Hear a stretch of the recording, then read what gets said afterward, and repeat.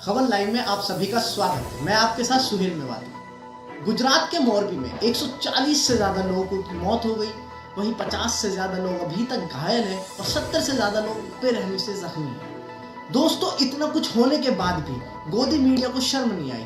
उन्होंने इस हादसे को भी राजनीति में और गोदी मीडिया के रूप में दिखाया, लोगों को बरगलाने की कोशिश की। जी हाँ, सुधीर चौधरी ने अपने प्राइम टाइम में कल शाम लोग मरने वाले लोगों को ही उसका दोषी ठहरा दिया। उन्होंने न सरकार से सवाल किया, न किसी प्रशासन को सवाल के घेरे में लिया, बल्कि उन्होंने जो झूले पर मौजूद थे, जो लोग गंभीर रूप से घायल हैं, जो इस हादसे का शिकार हुए, उन्हीं को ही इसका मुलजिम ठहरा दिया। क्या इनको शर्म नहीं आती ऐसे बोलते हो? पहले आप इस वीडियो को देखें। जो वहाँ लोग मौजूद थे उनकी भी तो कुछ जिम्मेदारी बनती है। कुछ लोगों को ये बात आज हमारी बुरी लग सकती है, आज का दिन तो नहीं है ये कहने का, लेकिन फिर भी कड़वा सच ये है कि लोग खुद भी कहीं ना कहीं इस हादसे के दोषी जरूर हैं। शायद आप सभी को गलत लगेगा, लेकिन जब इतनी कैपेसिटी नहीं थी तो क्या लोगों को इतने संख्या में मौजूद होना चाहिए था? क्या प्रशासन सो रहा था? अब हम सवाल आपसे ये पूछते हैं, सुधीर चौधरी जी, अब हम आपसे सवाल ये पूछते हैं, क्या प्रशासन सो रहा था? क्या एक कंपनी ही खाली अपने बिना प्रशासन के पूछताछ के बिना उसके ये कंपनी चला दिया?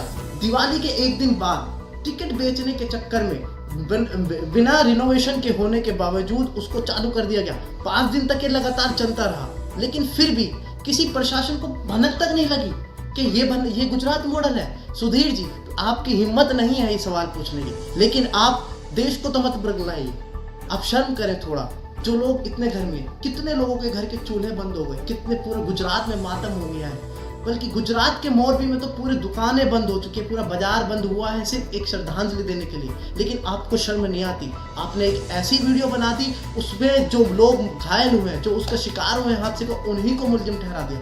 क्या ये आपको सही लगता है? दोस्तों, आप बताएं, आप क्या सोचते हैं इस बारे में? आपको क्या लगता है कि क्या मोरबी में जो हादसा हुआ उसका प्रशासन या सरकार मुलजिम है, या फिर जो लोग वहाँ पर मौजूद थे वो मुलजिम है? क्या सरकार और प्रशासन 5 दिन तक सोती रही? 6 दिन बाद जब इस 6ठे दिन हादसा हुआ, क्या प्रशासन को जब पूछा गया कि कैसे हुआ, तो प्रशासन ने कह दिया कि बड़ी मुश्किल से, कि कंपनी ने खुद चला दिया? क्या ऐसा हो सकता है?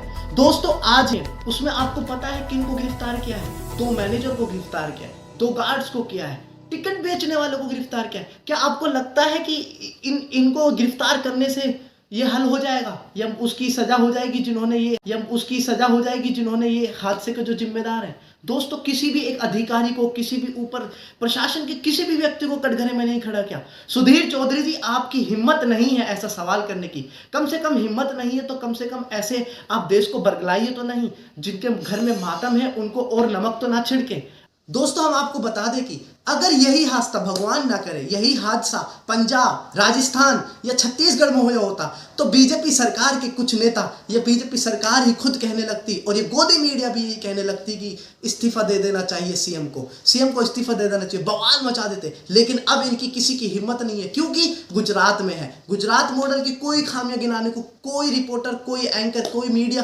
कोई संस्थान तैयार नहीं है। दोस्तों, परसों से क्या किसी रिपोर्टर ने, किसी एंकर ने इस प्रशासन के खिलाफ, गुजरात मॉडल के खिलाफ किसी ने हिम्मत की है बोलने की? नहीं की। तो कम से कम सुधीर चौधरी जी, आपको शर्म आनी चाहिए। आपको जो हादसे में शिकार हुए हैं, इतने लोगों के घर से उजड़ गए हैं, पूरे गुजरात में मातम है, और फिर आप उन्हीं लोगों को दोषी ठहरा रहे हैं। अगर आप दोषी ठहरा रहे हैं तो क्या जब ये प्रशासन सो रही थी 5 दिन लगातार, क्या जब क्षमता नहीं थी उस पुल पे इतने की, तो टिकट क्यों बेचे जा रहे थे? क्या ये लोगों की खामियां हैं? जी हाँ, आप सभी से हम अब पूछना चाहते हैं, क्या ये सही था? क्या सुधीर चौधरी की रिपोर्ट एनालिसिस सही है? आप दोस्तों ज़रूर कमेंट करके मुझे बताएं आपको वीडियो कैसी लगी और आप इस बारे में क्या सोचते हैं। धन्यवाद। बने रहिए सुहेल मेवाती के साथ।